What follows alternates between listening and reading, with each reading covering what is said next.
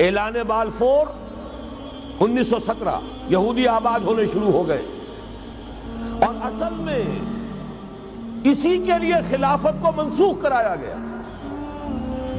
سلطان عبد الحمید، اگرچہ یہ ترکی خلافت جو ہے برد بیمار کمزور، پھر بھی وہ مسلمانوں والا جذبہ اتنا تھا، انہیں بڑی سے بڑی رشوت پیش کی گئی تھی۔ ظاہر بات ہے یہودیوں سے بڑھ کر رشوت دینے والا کون ہو سکتا، جن کے ہاں ایسے بینکر ہوں جو 40 بلین ڈالر کا ایک چیک لکھ سکے۔ پھر یہ کہ ان پر سیاسی دباؤ بہت ڈالا گیا، انہوں نے جب تک خلافت عثمانیہ برقرار رہی یہودیوں کو فلسطین میں آباد ہونے کی اجازت نہیں دی، کہ جو معاہدہ کیا تھا حضرت عمر نے رضی اللہ تعالی عنہ، خلیفہ ثانی نے، خلیفہ راشد نے، ہم اس کے پابند ہیں اور ہم یہاں یہودیوں کو آباد ہونے کی اجازت نہیں دیں۔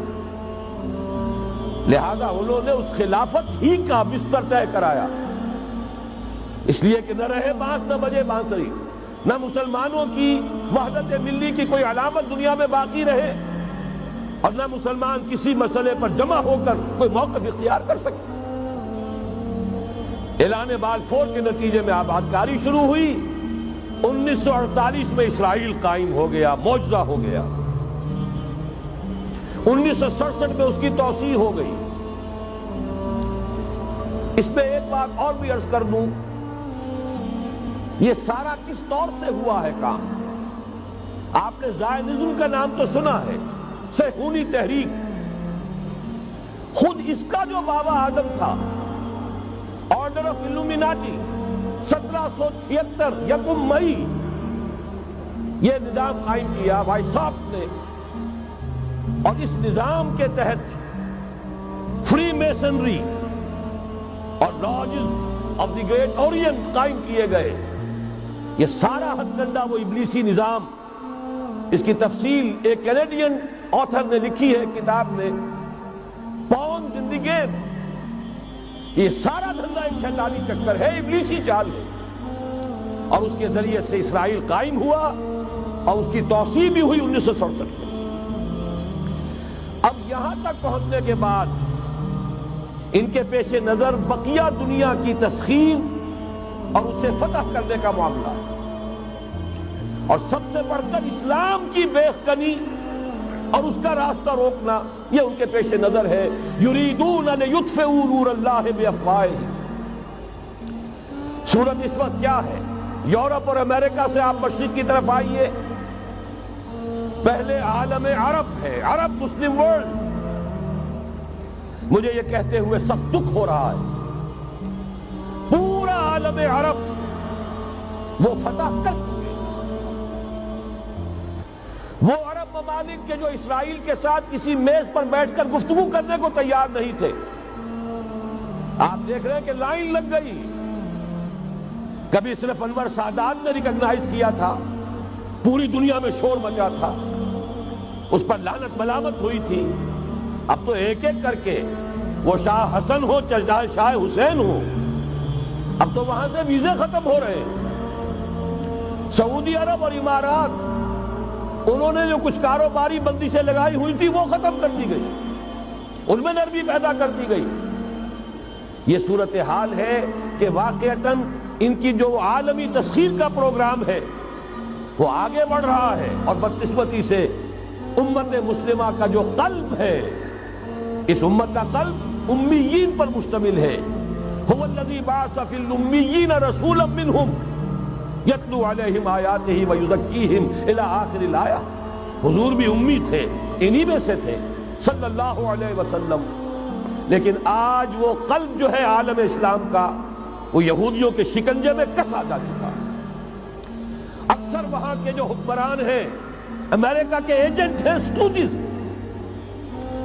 یہ حالات جہاں تک عالم عرب کا تعلق ہے، تلخ حقائق ہیں جو بیان کر رہا ہوں، اس لیے کہ آپ کے سامنے رہنا چاہیے۔ یہ جو اقبال نے کہا کہ دنیا کو ہے پھر مار گئے روح و بدن پیش، ابلیس نے پھر اپنے درندوں کو ابھارا، اللہ کو پامردی مومن پہ بھروسہ، ابلیس کو یورپ کی مشینوں کا سہارا۔ یہ دوبارہ ایک بہت بڑے پیمانے پر حق و باطل کا گھمسان کا رنگ پڑنے والا ہے۔ ملاحم کی جو حضور صلی اللہ علیہ وسلم نے پیشین گوئیاں فرمائی، الملحمۃ العظمی، تاریخ انسانی کی عظیم ترین جنگ جو ابھی آنے والی ہے، اس کو سمجھ لیجئے اچھی طریقے سے کہ اس میں جو قوتیں ایک دوسرے کے مقابل آ رہی ہیں وہ کون سی ہے۔ نیو ورلڈ آرڈر کہنے کو امریکہ کے زیر قیادت ہے، حقیقت میں امریکہ خود یہودیوں کے پنجے میں ہے۔ یہ وہی ابلیسی طاقت ہے جو آگے بڑھ رہی ہے۔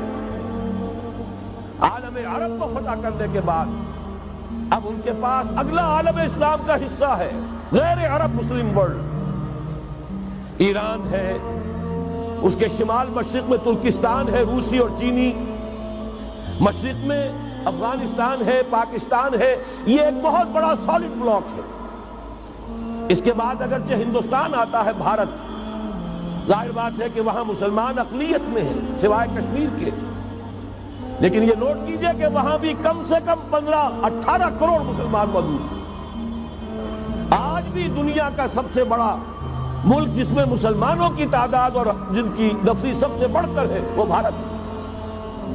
اس کے بعد پھر انڈونیشیا، ملائیشیا ہے، اس سے آگے ہے پھر فار ایسٹ، ابھی انہیں فتح کرنا ہے۔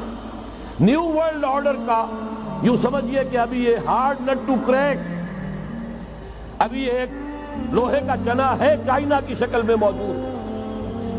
اور مجھے یاد آ رہا ہے ڈیگال کے الفاظ بہت سے لوگوں نے سنے ہوں گے، اس نے کہا تھا کہ ہم نے خامخواہ روس کو اپنا دشمن بنا لیا ہے، وہ تو ہمارا بھائی ہے، وائٹ ریسس، وہ تو بنیادی طور پر یورپین قوم ہے۔